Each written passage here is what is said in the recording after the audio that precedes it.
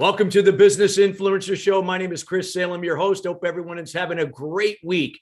We want to thank all of you for tuning in each and every week here at Business Influencers. We've now reached a total of almost 30 episodes, and we are so excited that this show is taken off because of you. And this show is dedicated to you, the business influencer that is looking to not only scale your business and your brand to the next level, but to have an impact on why you do what you do. And we just wanted to make sure that you know that you matter, and that this show is here for you moving forward. So we want to thank you again. Today's show is being brought to you today by Alumni Direct. They're a new social media community platform dedicated to bringing together alumni, a chance to rekindle old relationships, meet new people, and perhaps land your next new job opportunity.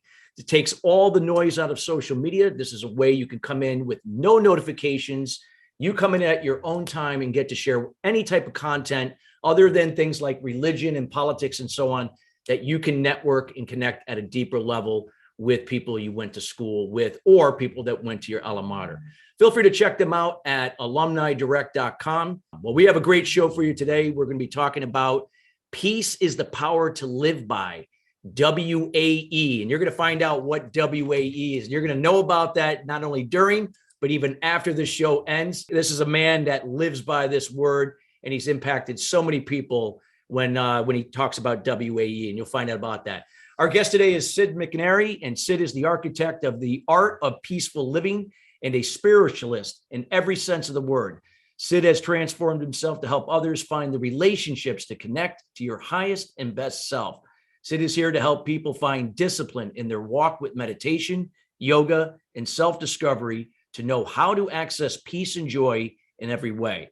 While on the journey to the art of peaceful living, individuals experience making a masterpiece of their lives while gaining access to the abundance to move forward for all.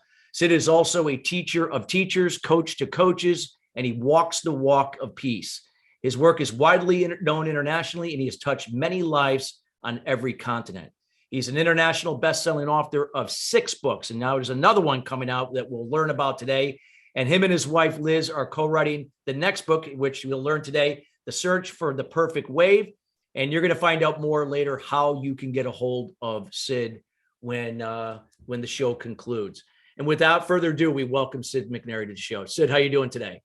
I'm doing great. I really appreciate being here, and thank you. It's been a pleasure getting to know you. Absolutely. Same here. And so, Sid, before we start about talking about peace is the power to live by, because you are a man that represents that. Your actions, your behavior, your communication just are, your essence just oozes that. So I would like to find out for the listeners, what does WAE stand for? Win at everything. I love it. That's it. Like everything, every moment, every way of being, everything that you do, win it. Do the best you can. And sometimes people get lost on that in the concept of winning being about competition. There's a winning part to that. It's not about competition. I'm competitive with myself. And so I want to win every moment for sure. Wow, that's powerful. And like you said, winning it's an attitude. It doesn't necessarily mean we're going to win like say if it's a football game, we're not going to win every game, but we can still win in what we've learned to take to that next game that we're going to play in next Sunday, or whatever that is in life and business and so on. So I love that. Well, let's talk about, peace. Peace is the power to live by. I always find that, peace is what, allows you to be, have that clarity to be focused. And I see it as the foundation of anything that is worth building on, anything to stand on, like to have legs to stand on. Can you talk about why peace is the power to live by? Well, for me, it opened up when I was coaching football, more so than anything, because I have 454 wins under my belt in athletics and under 100 losses. So I didn't always have peace in that movement through that. Eventually I went through a couple divorces and had to shift myself, and I had to get really at peace in order to feel better about life. So peace for me is that power that allows me to feel well, to move beyond anxiety, and to flow, as you said, through each and every moment that comes my way. mean, even as people face this, the end of this pandemic and all the things that people have struggled through, I really didn't have a struggle through this because I was at peace with myself. So as things came, it was like, okay, I can move with this. We've got to be in the house more. We got to do this or that. And I still, myself and my wife, we maintain that sense of peace. So there's power in that, power in being able to be okay with what's coming my way and navigate my way through it without getting lost in it. I love that. So even when you equate that to even business, like, things, you could be in any type of business, there are things going on in your industry. There are things going on in the economy. There are things that are going on with other people. But the reality is we can only control what we can control. And the only thing we can control are the things that are true to us. You can't control another person. You can't control inflation. Talk about, in that regards, like why peace is so important, plays an important role, whether if it's at the individual level, team level, organization level, whatever way you feel best to cover that. Yeah, well, I mean, I got a call from, I was up coaching George Washington University's basketball team. And so I was in DC and I got a phone call because someone knew that I was there and they were like, hey, can you stay and come speak at BAE Systems? And I was like, really? How did you know I was here? Oh, on Instagram, you posted that you're in the gym. And so we knew you were here. And I was like, all right, when you want me to come? I said, well, I really want to go back home. Can you fly me back? Right. So they did. But what they wanted was, it's the pandemic. So they're a government agency. So all of a sudden it's like, you have to tell everybody they have to be vaccinated. And now they're coming back to work. And some of those people didn't want that. Yeah. So the biggest thing for them was to take this somewhat of a crisis and navigate how to bring everybody back into alignment to peace so they could come together and work. And as soon as that was done and that fire was put out, now they're back into production. So when it comes to business, to me, anything can be a fire, right? Like all of a sudden you're told that you're losing this contract. You can either worry about losing the contract or you can get to peace and figure out how to get the contract back. So to me, that's the big thing. Like whenever I've been in coaching situations or business situations, and I've been able to get to that state of peace, on the other side is where I find the solution. When I'm not in peace, it's just chaos. Okay. And now it's like you're caught up in the problem. Yeah. Yeah, totally. So then all of a sudden the whoever's the leader in that moment, if they don't know how to access peace for themselves, they're yelling at another person, they're pushing this button, nobody's productive, and you lose the business. So really, I think so often most people see peace as, oh, I'm at peace, I'm at home relaxing and I'm doing nothing. When it's like, actually, you're being lazy. Too much of anything is just too much. So too much peace looks like lazy. Yeah. Yet you can be at peace and still be active. Yes. So it's kind of finding that balance and moving and navigating through. So that's what it really looks like to me, is finding that state of peace to be powerful. Can you talk about, like, for the people that are listening, there are probably going to be people that are, maybe are doing certain things to find peace, or they have a routine, but there could be people listening right now. It's like, hey, I'd love to have peace, but I'm just not, how do I go about doing it? What would you recommend is, like, being a coach in sports and doing football and basketball, all these different things, there's a lot of disciplines that you follow. What would be something you would recommend to help people get into that rhythm of finding peace in their lives and their careers each and every day? Well, one thing I like to recommend for people is to stop, recognize where you are. So if I'm feeling anxious or feeling chaotic in any way, just acknowledge that first, to say, okay, this is what's showing up. This is how I feel in this moment, because otherwise you're faking it and that thing's still growing. So then first I acknowledge it. Then I want to say, okay, where am I going to receive where I want to go? What is it that I truly want to bring forward? So that part of it is really begin to receive it. And that essence of receiving is to say, all right, this is what I want, but this is where I am. So acknowledge where I am, receive where I want to go. Now I pause and I breathe 7 times, 7 breaths, changes on a cellular level. and then I step into the transformation of where I want to go. So an example is I've been watching March Madness. Actually, they probably want to change the name because it seemed very chaotic. But whatever. Madness, yeah. right. But they, so I've been watching guys when they go to the foul line.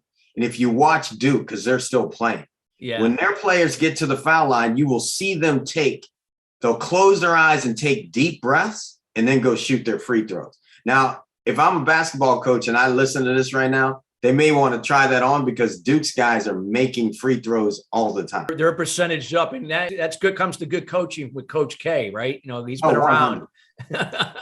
Yeah, for sure. Yeah, I mean, he knows what he's doing, and he surrounds himself with people that know what they're doing. That's so true. Like you said, like it could just be simple as a deep breath. Just kind of close your eyes for a few seconds, take a deep breath, just get focused. And just, you know, go with the flow. And like you said, you're right. I've seen that before with Duke, and their percentage of free throws are much higher than, say, some other teams that are in the tournament or had been in the tournament. Yeah. One thing I'd say, having watched Coach K for so long, right? So from back when he was with Bobby Knight at Army and then moved on all the steps he's done, you can see even, and most coaches as they get older, the ones that have captured peace are the ones that win, like Phil Jackson. He teaches all about peace and all about coming together. There's proof in the pudding, as we said in coaching. Like what works shows up. And these guys that win, even as interesting as Nick Saban was when he was a younger coach, when I was still coaching, now he's just more peaceful with it. He still has a hard line of get the job done. Yeah. Yet he can manage that with a sense of peace that it's just direct and powerful. I think that's so important to capture. And no matter if you're in sports or business, you capture that peace. You're not rattling someone's cage, and now they're as productive as they need to be too. Yeah. I mean, I always find that when there's peace, you have more clarity. When there's more clarity, you have more focus. And when you have more focus, you see things happening for you, not to you. So you're in a better frame of mind to solve a problem, to, you know, get through a challenge, and then find or create a solution, rather than getting caught up in all the craziness, like you said, when you're operating in a cluttered state of mind, so to speak, where there is no peace. Right. Yeah. I mean, I boxed in college, and I can remember that in that space of boxing, when I would be at peace with it, it was like I could see the punch coming in slow motion, slip it, and then come back. And it was just powerful. Like there is that essence of peace is the access point to get in flow. Without peace, you're never going to get to flow. And that's just a huge thing. I mean, now there's a lot of ways to access that level of peace. Michael Jordan, best game was when he was sick and he had that temperature. I can't remember the temperature. I think I remember that. Yeah. Yeah. And he was so at peace because he had no choice but to get there. And then he played his best game. I mean, I was that way in sports too. Anytime I was sick, I scored more goals or scored more touchdowns, all those things. So to me, peace has been such a power in my life that obviously I'd walk around and try to help other people get there. For sure. Well, you've definitely been doing that. And I agree. And talk about the consistency factor, why that's so important. Because we always stress the importance of consistency here at Business Influencers around, you know, anytime when people are starting a business, scaling a business, or looking to exit a business, that consistency is always what really works out for people in businesses in the long run. Talk about the consistency of doing the things that are necessary to not only generate peace, but to maintain and sustain it. Well, it all becomes muscle memory. So if I don't have consistency and I'm all over the place, my brain, my body has no concept of where to go. So initially it might take someone 7 breaths, like we talked about before, 7 breaths to feel the shift. And then eventually it becomes muscle memory to where someone can just recognize that they're leaving peace, take a deep breath and be right back in it. So that consistency gets us back in time quicker. Mm-hmm. You know, over time we've learned it. And eventually it's like the 4 stages of learning. At first, you don't even know you don't know. And then all of a sudden you have the idea that you need to know something. And the second stage, the third stage is that you become conscious of the ability. And then eventually, if we're really good at it, getting back to peace for me now, I've gone through those 4 stages and it's an unconscious ability. I don't have to think about it. I can just, oh, I feel it. Oh, I don't want to go there. Let me just breathe and I'll keep moving. So most people don't even ever see me come out of peace because I've cultivated that sense of consistency that allows me to stay at peace. Yeah. Wow. That's powerful. And it's so, so important. What would be the first thing like you would recommend that something overall works very well? Like people might do certain things, they find peace, and it's going to be different for different people, but overall, what would be something you could recommend if people are just looking for something to start with? Find some place they like and visit it often. I, myself and my wife, we love the beach. So we sold everything in our house and hit the road for 32,000 miles, figuring out where are we going to live, that when we come off the road from work, we're in vacation instantly in our life. Yeah. So we live blocks from the beach. And I just went and took a 4-mile walk and did all of my calls this morning as I'm walking the beach. So every call was easy because it was like, oh, I'm walking the beach and I'm just having these calls and connecting. And so I think that's it. Everybody's different. Some people might want to go to the mountains or just take a walk around their house or however they do that. But finding that thing that they like is important, and then making that part of their life, even if it's all right. If I'm having business meetings, like when I was coaching football and we had to watch film, now they're not watching film hours upon hours in the NFL, at least next to each other. They go back to their office, they do it their way, yet they're all studying, And so I think it's important to figure out what works. And this pandemic has actually helped us in that way, because now the boardroom has changed. The boardroom may be on Zoom. You can be at your house. You create your own office. If you set it up that you're in flow in your office, you're going to be more productive. So making things the way we like them to be within the scope of where we're going is so important. Again, that consistency. An environment is so important, like you said. In your case, being on the beach, and you're making better connections with people in terms of what you do in your business. Might be different. Might be somebody in their backyard making calls on the back patio. Whatever that may be. I know that's the case for me. Like occasionally, I go out for a couple hours. Well, I can't do that necessarily in the wintertime in the New York area, but during the spring and summertime, or even fall, I can do it. But nonetheless, it really, you got recharge, and you just feel good. And you're out there, you got the trees, you hear the birds, and you're on the phone call, and it just makes it feel like you're not working in that way. You just feel like you're just going about your day, and you're talking to good people, and and it's all good business. I've coached people before out in my backyard, so it's as long as they know you. You don't want to have the first call where they say, what's he doing? He's out there walking around with trees around him. What's happening here? But at least by the time they get to know you. But no, this is great stuff here. What would be some other points that you could share with the audience in terms of peace, and how it can really change the quality of your life and your business to move forward? Like just any golden nuggets you can share for that. Well, I think it's important for everyone to really look inside themselves, to take the time to say, okay, if I see John, Sally, Sue, whoever it is, as chaos, the only person looking at them is me. So for some reason, I'm recognizing that chaos. If I can shift inside of myself, it will shift what I see. It's like if somebody is performing less than what I know is possible for them.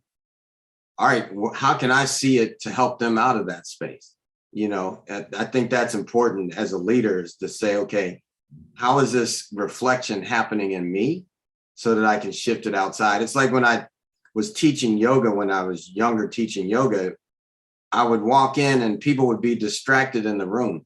I quickly figured out that the reason why they're distracted is I'm not that entertaining. I'm not holding the space. It wasn't about them. So then when I shifted the class and made the class harder, they were locked in. It was like, I don't even have time to play around because we're in it and he's moving this class. So I think it's important for all of us to say, okay, where am I showing up in a way that could be different to affect the greater good of all people? I think that's an important thing, and to be willing to listen. I think as a leader, what I've learned over time is to take the time to say, okay, I'm going to listen before I speak. I've heard that Nelson Mandela used to always want to be the last person to speak in a meeting. Well, the reason why that is a great way to me is you get to have all the other minds share, see what's possible, dissect it, move through, and then eventually get to that's like the full picture of it all. If I'm that old saying, don't be the smartest person in the room. If I'm the smartest person in the room, the only place we get to go is where I am. And that's limited. So being able to listen and being okay letting other people shine is two big points at the end, I would say. Wow. Yeah, I agree. It's letting people to be, heard, feel related to and understood, and then how you can elaborate on there. You can share something that could either complement what they're saying or, maybe enlighten them what each person had said. I love what you just shared there. We were coming towards the end of the show, and I wanted to see if you can just share for the next minute, some like a final word or a statement, something, because, win at everything. You talked about that. Just something that you would like to leave with the audience here before we let people know how to get in contact. Well, I'll say this. I hear a lot of people have conversations like maybe I go to Starbucks to sit and have a tea and they're having a meeting and I'm hearing everything in their meeting. And I'm like, but yet I'm across the whole restaurant, right? I'm across the, whatever you call it at Starbucks, not a restaurant, but their cafe. Yeah. And I'm like, all right, why is that happening? So for me, there's this part in Gladiator where Caesar says to Maximus right before he's about to tell him that he wants him to become Caesar of, the ruler of Rome. And he says, let's go over here. Now they go over to the chess set. And he says, let's have a whisper, because he wanted him to lean in to the conversation. I think that for me as a leader, when I'm in it with teams and giving them the inspirational talk, I'll always find that place where I can drop down in my volume so that they lean into it. When someone leans in and I can see them lean in, I know they're listening. Yeah. And then I'm like, all right, I got you. Now that I'm in and it's dropping in your heart, yes, let's go. So I'd say for people leading, learn that shift in your vibration and get people to lean in so they're listening, and then everybody can move forward together. Wow. I love that. Hope you take notes, everybody. The show again in its entirety, that was golden. So Sid, we're at the end of the show. I would like to let everyone know, how do they get a hold of you? What are you up to that you could share? What's the best way to get in touch with you? Well, the best way to get a hold of me is just to go to sidmcnairy.com, which is a redirect to our main website, but sidmcnairy.com. And then, one thing I want to share with people that are likely listening to this, we've got the leadership roundtable that's happening in June and then several times during the year. And it's just people coming together like this, having conversation, learning how to be a much better leader so we can be productive with our businesses and with our teams and lifting people up. So I'm excited to continue to give people this information. It's here for some reason. I'm not supposed to just sit on it. So I'm excited to make that contact with people. So it's sidmcnairy.com. Once you get to the website, it's sidmcnairy.com if you need my email, or you can find Sid McNairy on all the social media platforms. Awesome. Well, thank you so much, Sid, for being here. We highly encourage you to reach out to Sid. He is a wealth of information. I know him personally. We share a room in Clubhouse and amongst other things. Definitely get in touch with him. Reach out to him at his email and take advantage of that leadership group. We want to thank you each and every week joining us here at Business Influencers. We promised each and every week to bring in guests like Sid to share from their personal experience and sharing from the heart and helping you to move your personal and business success to the next level. And we'll see everyone next week. Have a great day.